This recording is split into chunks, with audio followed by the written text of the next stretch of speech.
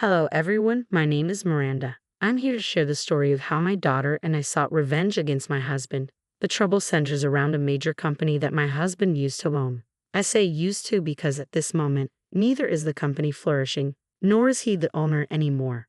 If you want to know how that came to be, follow this story closely. I have always been a hard-working woman. My parents were poor and took on the toughest jobs to make ends meet.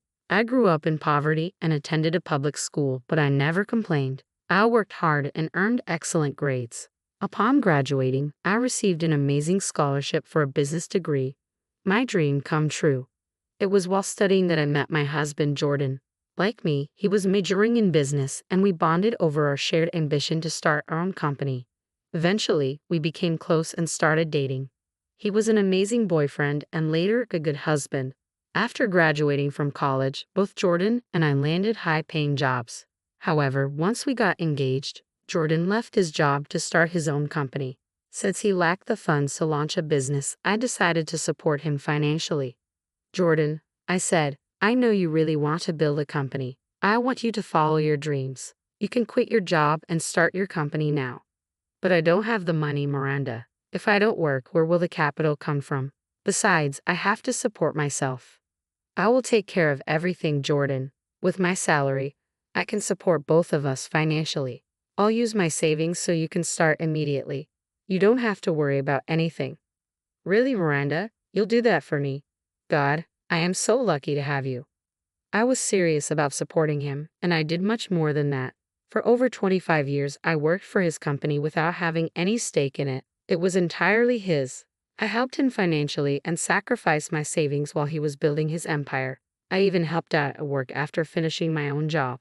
Through my networking efforts, I provided Jordan with a significant clientele. He managed the internal team and daily operations, and gradually, the company became successful.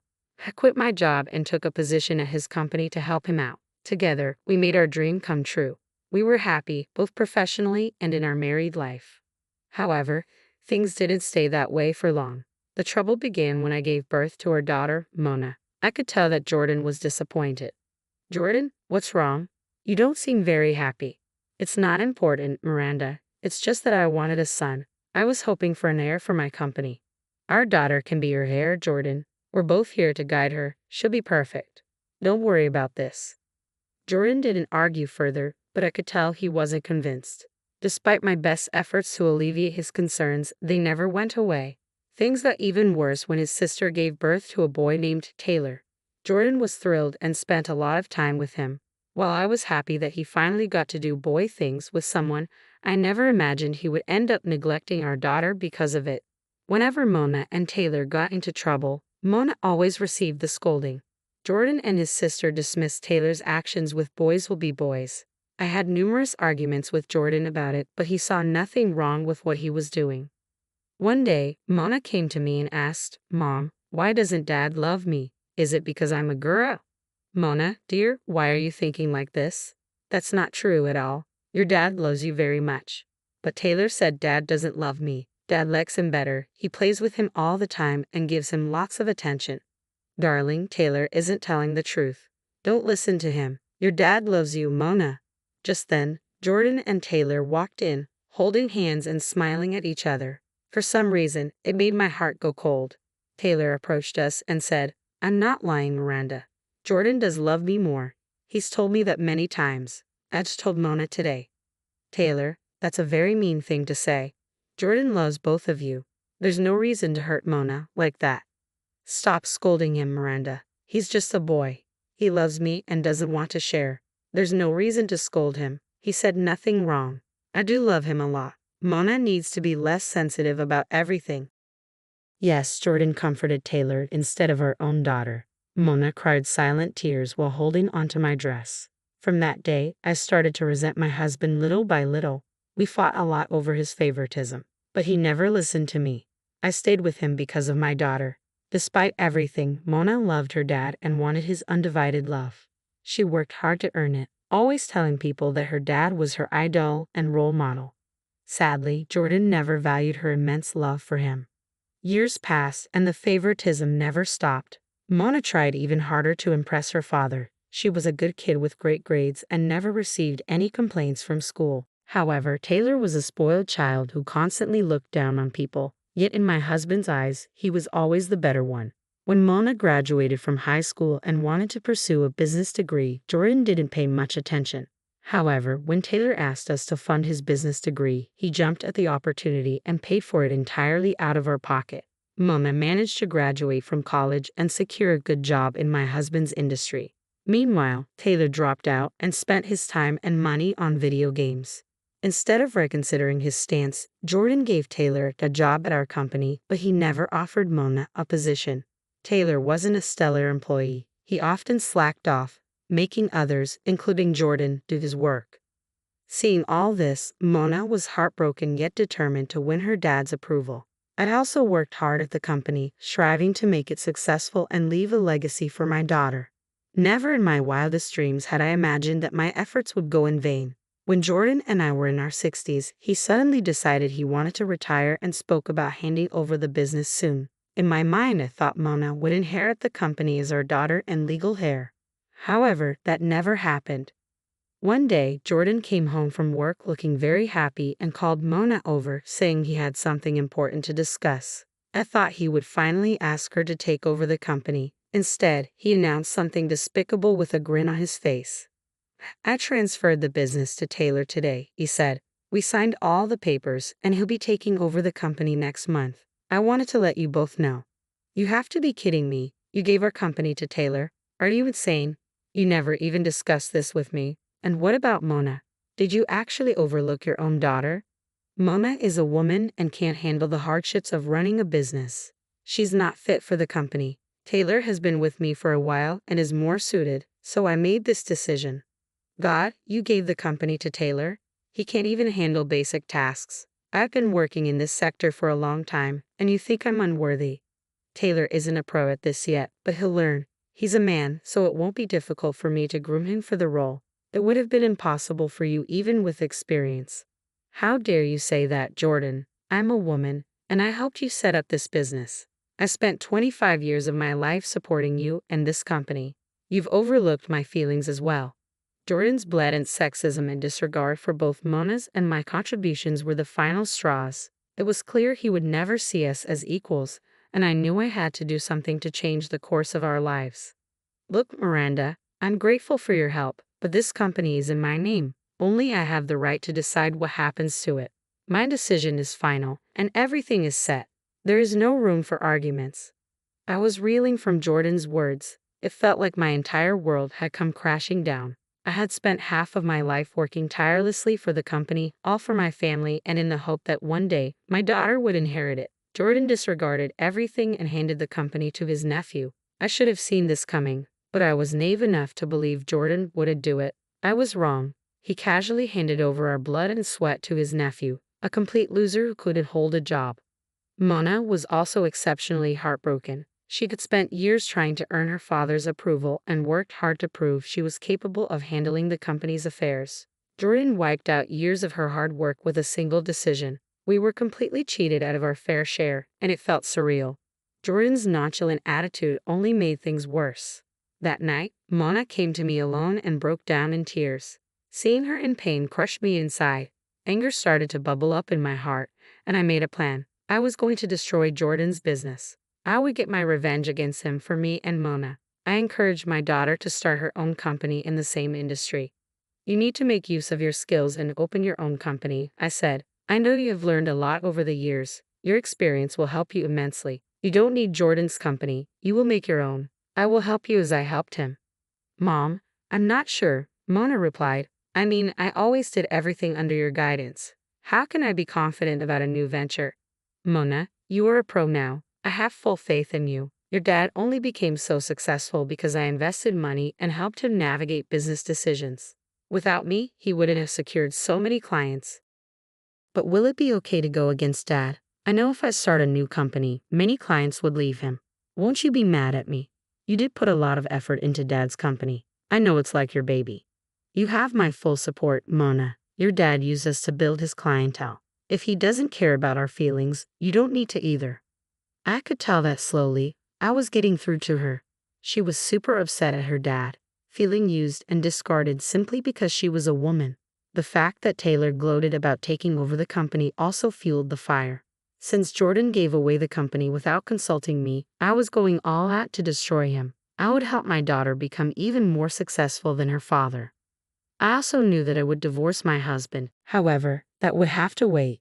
First, I needed to help Mona set up her company. Since retiring, Jordan rarely paid any attention to his company. He was content banking on his shares and enjoying the fruits of my labor.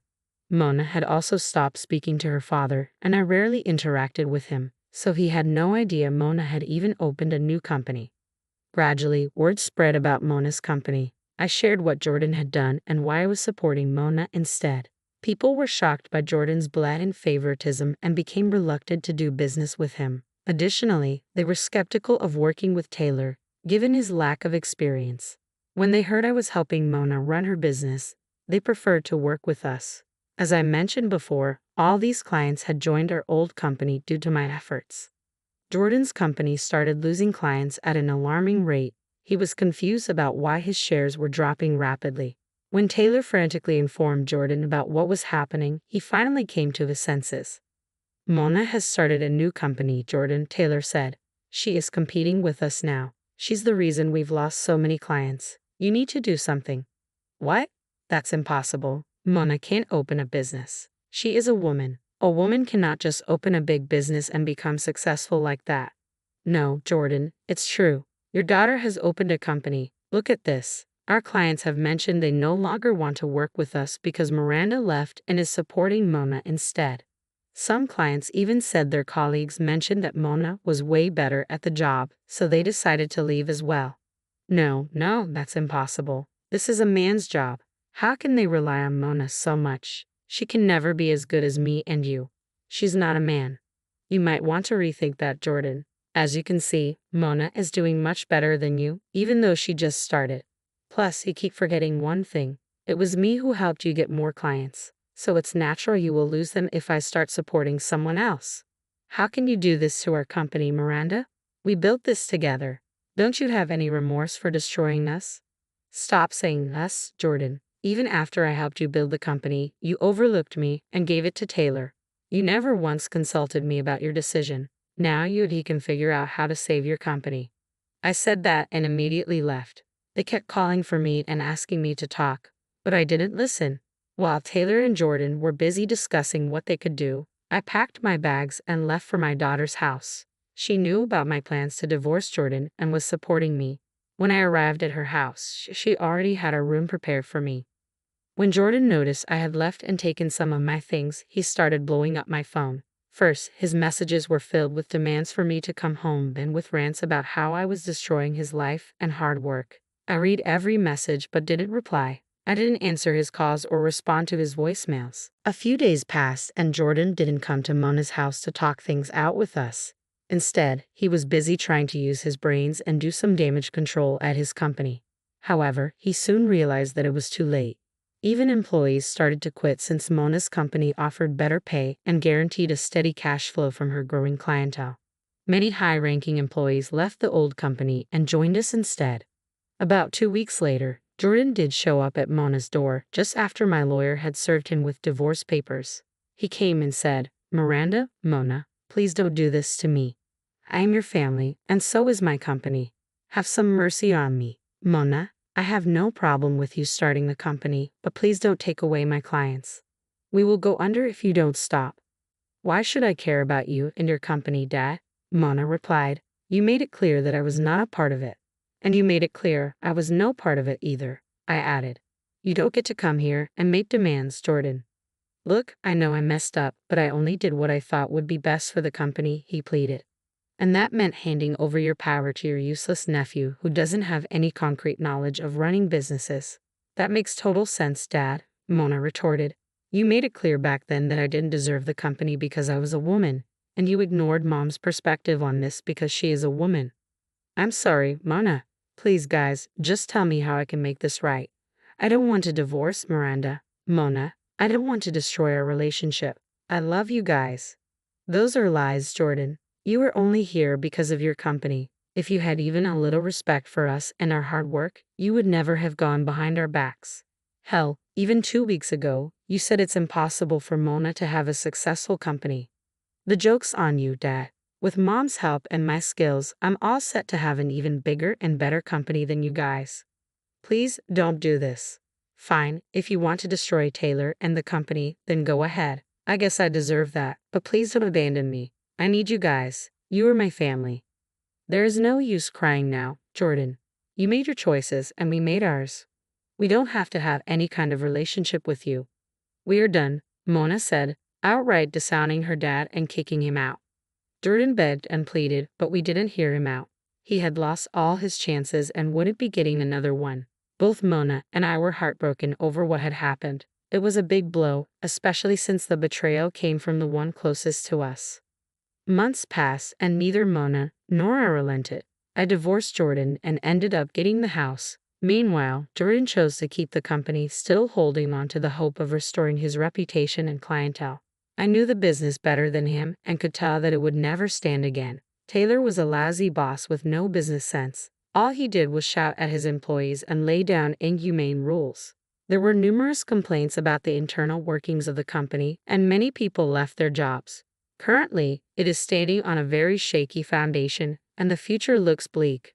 Jordan begged me and Mona to stay in touch. Mona outright told him that he was no longer welcome in her life. I stopped speaking to Jordan long ago, but he still tries to reach out. Mona and her fiancé have taken over their company, and everything is running smoothly. I am still a major investor and own many shares, so I am set for life. I plan on retiring and buying a house by the beach in a few years.